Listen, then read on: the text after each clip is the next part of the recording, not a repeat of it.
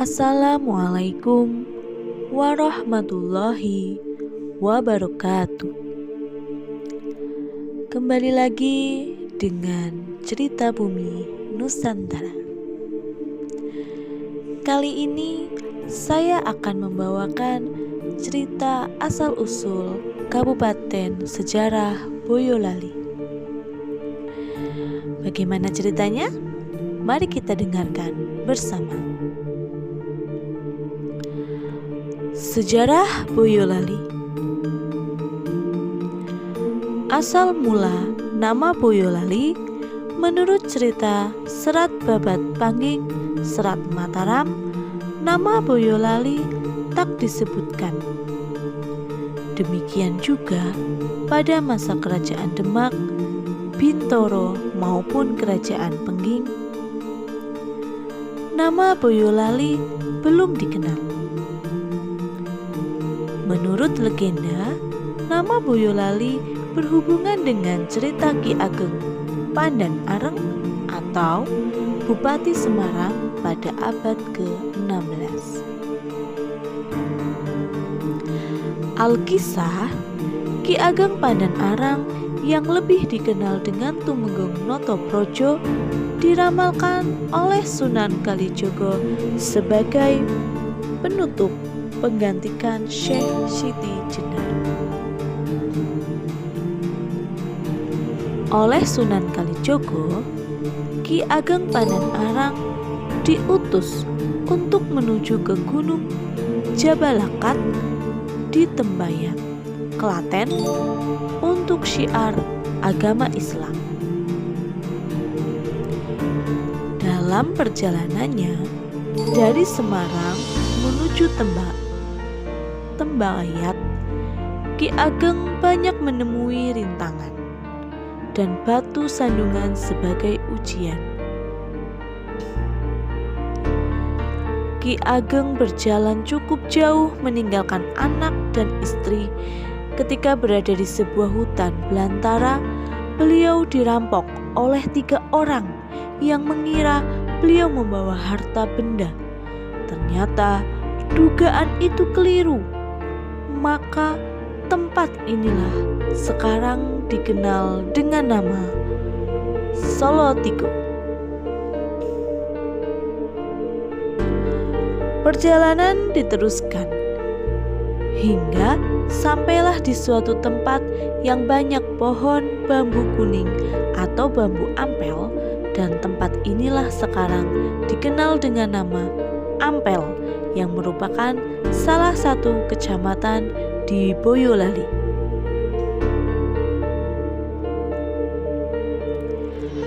Dalam menempuh perjalanan yang jauh ini, Ki Ageng Pandan Areng semakin meninggalkan anak dan istri.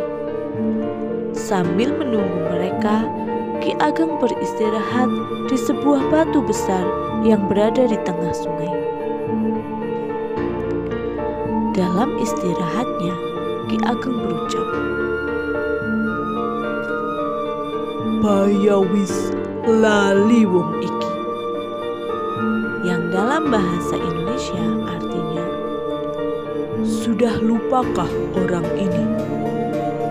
Dari kata baya, wis lali, maka jadilah nama Boyolali. Batu besar yang berada di Kali Pepe yang membelah kota Boyolali, mungkinkah ini tempat beristirahat Ki Ageng Pandan Areng?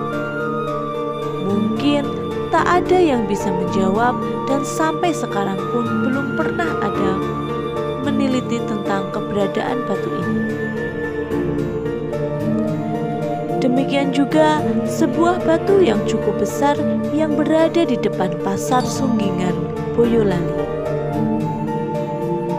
Konon, menurut masyarakat setempat, batu ini dulu adalah tempat untuk beristirahat Nyi Ageng Pandan Areng. Dalam istirahatnya, Nyi Ageng mengetuk-ngetukkan tongkatnya di batu ini, dan batu ini menjadi berkeluk-keluk mirip sebuah dakon atau mainan anak-anak tempo dulu. Karena batu ini mirip dakon, masyarakat di sekitar Pasar Sunggingan menyebutnya Mbah Dakon, dan hingga sekarang batu ini dikeramatkan oleh penduduk dan mereka pun tak ada yang berani mengusiknya. Penetapan hari jadi Kabupaten Boyolali tidaklah mudah.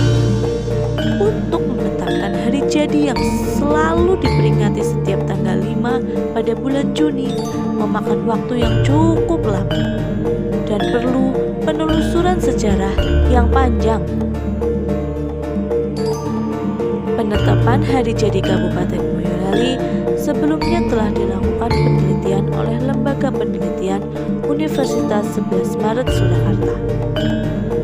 Penelitian ini didasarkan atas surat perjanjian kerjasama antara pemerintah Kabupaten Daerah Tingkat 2 Boyolali dengan Lembaga Penelitian UNS pada 11 September 1981.